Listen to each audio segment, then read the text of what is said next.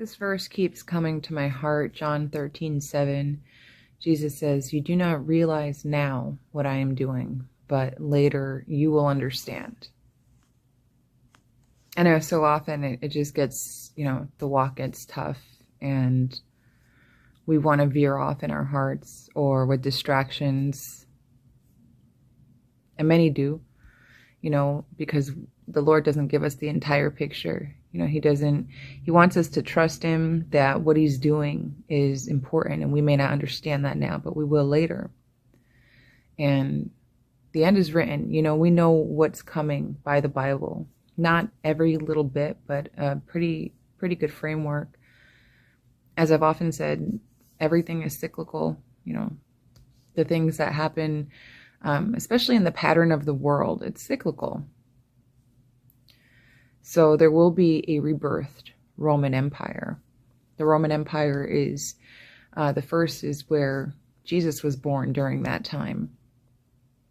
And it's an empire is a political system where the peoples are ruled by a single leader, which of course will be the Antichrist. Matthew 16:3 says, "And in the morning it will be stormy today, for the sky is red and threatening." You know how to interpret the appearance of the sky, but you cannot interpret the sign of the times. But of course, we can, we're grateful to be people that have eyes to see. Biblical prophecy tells us that a powerful government is going to be created, which won't be separated, by the lands, but it'll be one uniform government, and the entire world will be subject to this one government, a new Roman Empire with just the Antichrist at the helm. Now, today we think, well, how would we ever accept that, But remember the events of 2020, like how did we ever all get locked down worldwide? It didn't matter where you lived. You were learning what a quarantine was. You were learning partial martial law, Things happened pretty quick. That happened really quick. Even those who kind of knew something was coming, nobody expected that. And again, it's gotten really quiet out here. So in Daniel 7 and Revelation 13:1 speaks to the Antichrist, who will be like the emperor of this new revived Roman Empire. Daniel 7:7 says, "After this I saw in the night visions, and behold, a fourth beast, terrifying and dreadful and exceedingly strong. It had great iron teeth. It devoured and broke in pieces and stamped what was left with its feet. It was different from all the beasts that were before it, and it had 10 horns." There are different types, just like in the Bible, there's types of Christ before Jesus came. There are types of Antichrists before the Antichrist comes. One we're going to learn just a little bit about, Antiochus Epiphanes, who was incredibly evil, had nicknames like the lunatic, like the crazy one. It's in, just in history books. And the Antichrist, he still has nothing on the Antichrist, but you're going to see the things he did. And this is, a type and shadow of the Antichrist to come. Revelation 13:1 says, "I saw a beast rising out of the sea with 10 horns and 7 heads, with 10 diadems on its horns and a blasphemous name on its heads." And this is, the same Antichrist here, 10 horns. So I just want to read a little bit from biblicalarchaeology.org, just a little bit. I'm not so into history, but it's the times we're living in, which it's crazy to be able to look back and to have some information, on what's to come. So it says, "In the time between the return of Jewish exiles and the rise of the Roman emperors, the land of Judea was caught between two ruling powers, the Seleucid kingdom of Syria in the north and Ptolemaic Egypt in the south. These kingdoms, both successors of Alexander the Great's broken empire, warred with each other for more than a century, while the Jewish nation sat at the crossroads. An account of these relations you can look through prophetic visions in Daniel 11. Throughout most of this period, Judea remained in the periphery and was left alone. However, when Antiochus came to power in 170 BC, the Jewish people did not readily fit into the vision that he had for his new empire. So this is almost 200 years before Jesus is born. Embracing a form of imperial colonialism, Antiochus sought to bring about a sense of cultural uniformity in the hope of creating a more socio-economic stability.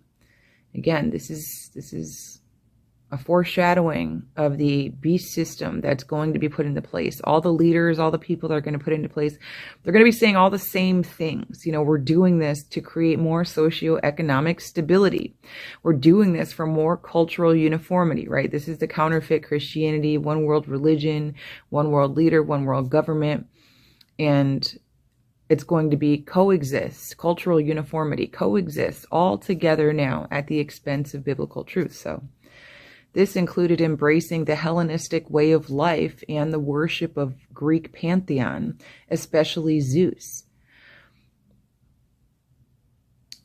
By taking the epitaph Epiphanes, which means God manifest, Antiochus even claimed to be Zeus incarnate.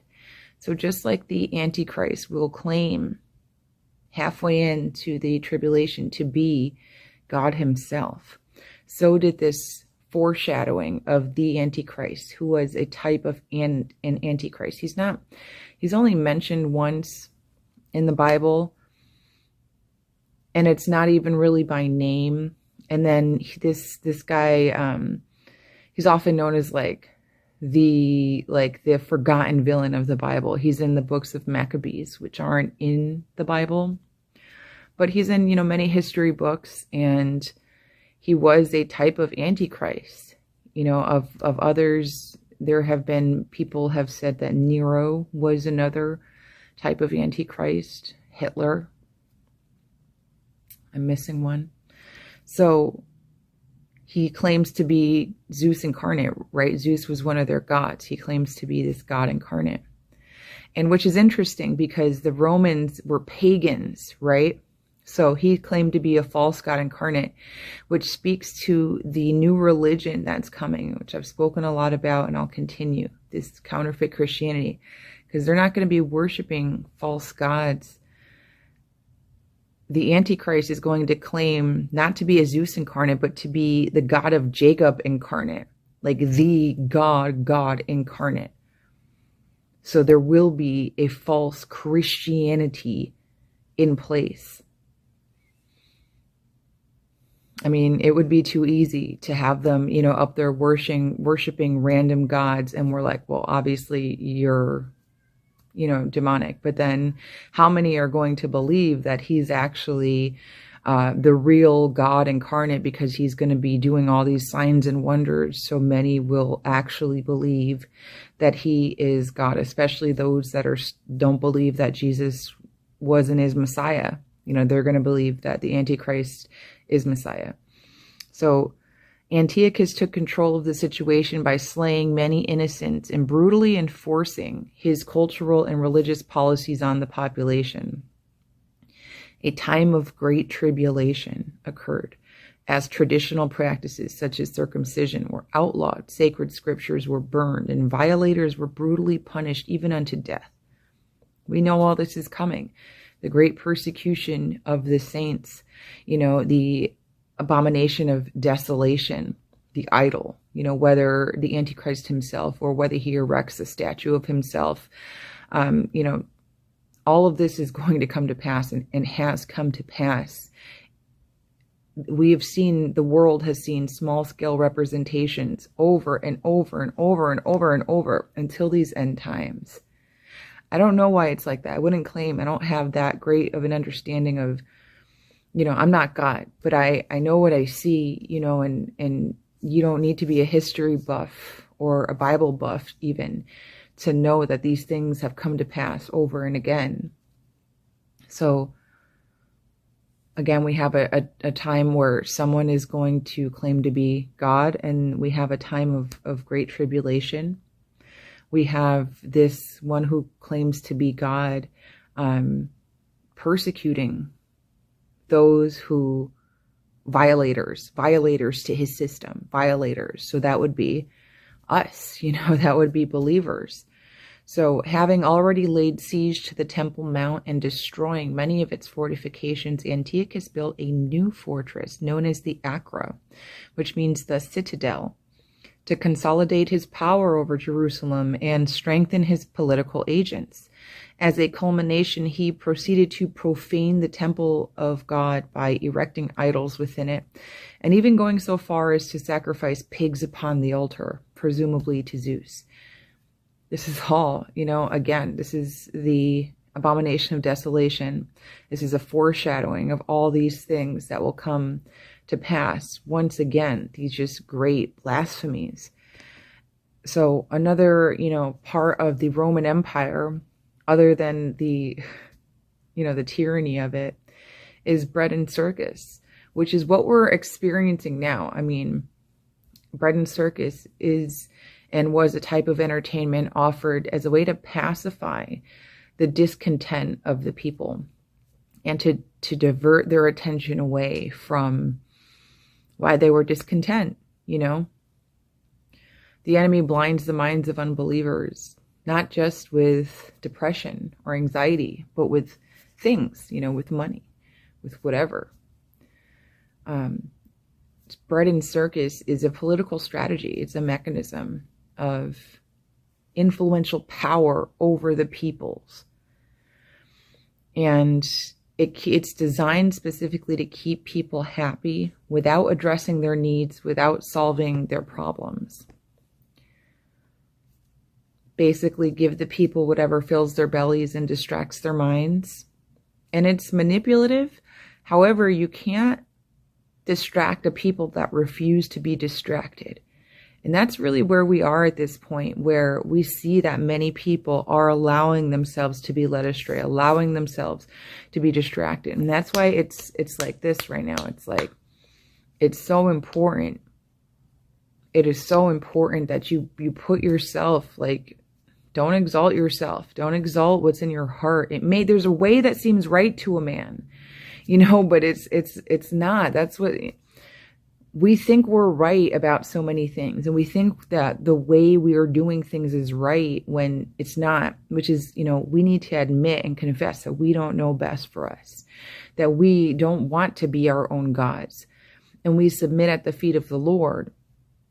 And when you're just getting too uppity or haughty in your spirit, when you just aren't satisfied in the Lord. And guess what? There will and there is and will continue to be plenty of bread and circus to keep your belly full and to keep your mind distracted. It's not just physical. It's not just on TV. It's not just what you can buy or what you can watch or, what you can look up on your phone. But it's also spiritual. I mean, there's already the doctrines of devils. There's already people out here just confirming people's sinful desires over and over and over. There's already this real hunger, which is stemming from a discontent in the Lord. And instead of people going deeper in faith, deeper in the Lord, digging into the word, people turn to bread and circus. People make their own bread and circus. They go off into myths. They heap teachers, false teachers, heap unto false teachers, like scripture says. They want to hear what they want to hear. This is already happening. So we need to be really careful with this, because this is going to get more and more enticing. They're going to be saying better things for your ear to hear, that things that you want to hear. Like I'm surely not wording it well, but this is why, Jesus says, you don't understand now what I'm doing. You don't understand now why I'm saying, not me, but him, the Holy Spirit is saying, learn how to deny your flesh, learn discipline, turn off the garbage, test the spirits. You know what I mean? Learn now to stop being reliant upon this world, upon mammon. Learn now when your flesh is getting too loud, and instead of indulging it and being like, God, where's what I wanted? Like, learn now how to be obedient just for the sake of being obedient. But instead, you know, many are just indulging their flesh. It doesn't seem like a big deal now, but it will later. That's why the Lord is telling us now. Let me prepare you in humility now. You know, let me teach you how to follow me my way now. So, I just want to scroll down here. In ancient Rome, compassion was a weakness. You know, it was considered a vice. Their entertainment was fights to the death, even like letting animals fight men to the death. Compassion was considered a weakness. And this is how it is even today. You know, we're seeing this birth of the Roman Empire, but yet it doesn't even need a leader yet. This is how subliminal Satan is. It doesn't even need a leader yet. It's this new Roman Empire is born in the hearts of unbelievers, is born in the hearts of those who hold bitterness, who hold unforgiveness and resentment, because there's no compassion there. And that's going to be really, you know, every man for himself, feed whatever you want, right? Do as you want, desire what you want. You're worthy of everything that you want. It's satanic, and it's always been around this hunger, this mindset. And it's going to continue to get greater and greater because Satan, the Antichrist himself, is going to feed that mindset. Compassion is a weakness, you know, and that's why we as believers, it's like, you know, we keep it real and we talk about, you know, yeah, the world, it's hard. Persecution's hard. You know, people hating you is hard, this and that, but we have to walk in love no matter how hard it is. And even when, you know, that's the last thing people want to talk about, especially online, is love, walking in love. People already see it as a weakness, you know, and come up with all these justifications. Holy Spirit's been talking about the way we like justify anything. We can justify anything to ourselves instead of just submitting to the Lord and just doing it his way. Because we don't understand now, but we will later, why love was so important. Fear, when fear comes into the world in great in mass, like it changes things. It's going to be a different environment. Like it's going to get way darker out here. So if you're already kind of like a light that's on and off, because God is love. Okay. You can't say, oh, I have hate in my heart, but I belong to God. You know, fear is just really going to feed all the hate in people's hearts and all the fear that's already existing in their hearts, and bitterness and unforgiveness. Fear is going to exacerbate that. And that's what's coming, that this really heavy atmosphere. So people still love spectacles just like they did in ancient Rome. You know, people still want more and more, like they have since the Garden of Eden. And that was people saying God himself wasn't enough. I want to be like God and know all things, which is like Lucifer, you know. It wasn't enough. It wasn't enough that they had the entire garden. It wasn't enough that Lucifer was so beloved by God. You know, they wanted, no, I want to be like God. I want to be God. And that's what we make ourselves, is our own God, when we act like this walk is about our own needs and our own desires, our own glory. It is not. You were born to glorify God himself. And, you know, with more than your lips. God knows all about lip service because he's been doing this for a long time.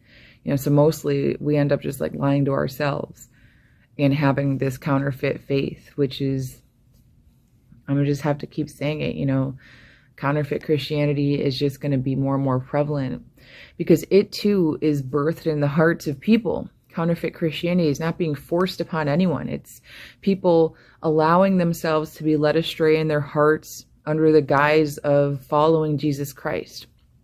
And we might say, no, that's not me. But you can't judge your own heart, and neither can I. And we need to understand that. we're not fit to really know ourselves like that, but God does, which is why every day we need to submit to him. And when you start getting really needy or impatient or complaining or grumbling and groaning and worried and fearful, all of these things are a sign that you need to just stop and submit, because you're wrong. The Lord is your shepherd, you shall not lack. So whatever you've miscalculated or misconceived in your brain or in your heart that God's late, or I need to worry, I need to fear, or, I need my blessing, or where is God, and this isn't good enough, and you're wrong about all those things. Remember who he is. Remember who he is, and really humble yourself. Really humble yourself, because this new, government, it's coming. It's absolutely coming, and it's unavoidable. And it's going to continue to pander to you. So if you already pander to you, you're going to fall into this. You're going to, and don't be like Peter. No, I would never. Like Peter denied Jesus 3 times, Judas was a thief. Judas was the devil from the beginning. Judas was a thief, and he was only chosen because what needed to come to pass came to pass. But Peter, people be giving Peter a pass, and people act like, oh, but Peter wasn't Judas. There's memes like that. But you know what? Peter denied Jesus 3 times. 3 times! After saying, no, I would never. I would die for you. Like, just be mindful. That's humanity. That is humanity. It's only in submission by the grace of God that we can follow him and please him and do what he wants us to do. And now the enemy is going to be coming full force with an entire government, with rules, regulations, an entire false faith system to deceive, if possible, the elect. Stay vigilant and stay sober.